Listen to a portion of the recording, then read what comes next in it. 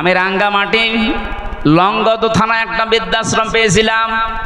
ওখানে যে দেখি কলেজের অধ্যাপক এই বয়সের কাঁদতেছে হাউমাউ করে। হঠাৎ ওর মা ওকে বলছে, বাবা আমি তখন পাশ দিয়ে হেঁটে যাচ্ছিলাম, যে আমি যখন মারা যাব তখন এই ফ্যানটা তুই পাল্টিয়ে নতুন ফ্যান লাগিয়ে দিবি।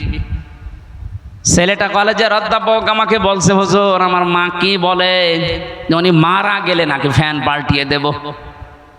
মা বলছে, বাবা আমি কেন বলে জানিস, এই 2 মাস আমি এখানে আছি, কর্তৃপক্ষকে বলেছিলাম এরা আমার ফ্যানটা পাল্টিয়ে দেয় না, কারণ তুই টাকা পয়সা তো দিয়ে যাসনি ওইভাবে, এখানে টাকা পয়সা দিলে তারপরে খেদমত হয়। আমি যা দেখলাম এই 2 মাসে, আমার যা বাস্তবতায় অনুধাবন হচ্ছে, আমার মনে হচ্ছে কিছুদিন পরে আমি মরে গেলে তুই যখন আমার বয়সে আসবি তোর ছেলে মেয়েরা তোকে এখানে রেখে যাবে।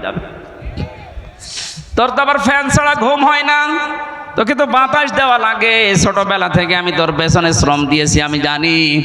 তারা আগে থেকে সতর্ক করে দিলাম, ফ্যানটা নতুন করে পাল্টিয়ে দিবি, নয়তো তোর ঘুম আসবে না। ওই অবস্থায় দেখলাম ওর হাতের ওপরে ওর মা মারা গেল। হাও মাও করে কেঁদে বলছে, হুজুর আমার প্রতি আপনি রাগ করবেন না, এ দোষ শুধু আমার একা না, এ দোষ আমার বোর।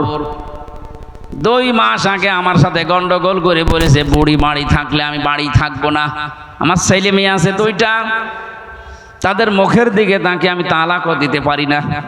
শেষ পর্যন্ত বাধ্য হয়ে আমার বাবা মারা গেছে সেই ছোটবেলায়, রেখে গেলাম এই বৃদ্ধাশ্রমে। আজকে আমার মাটা মারা গেল, আমার নাম ধরে ডাকার মতো দুনিয়ায় আর কেউ নেই।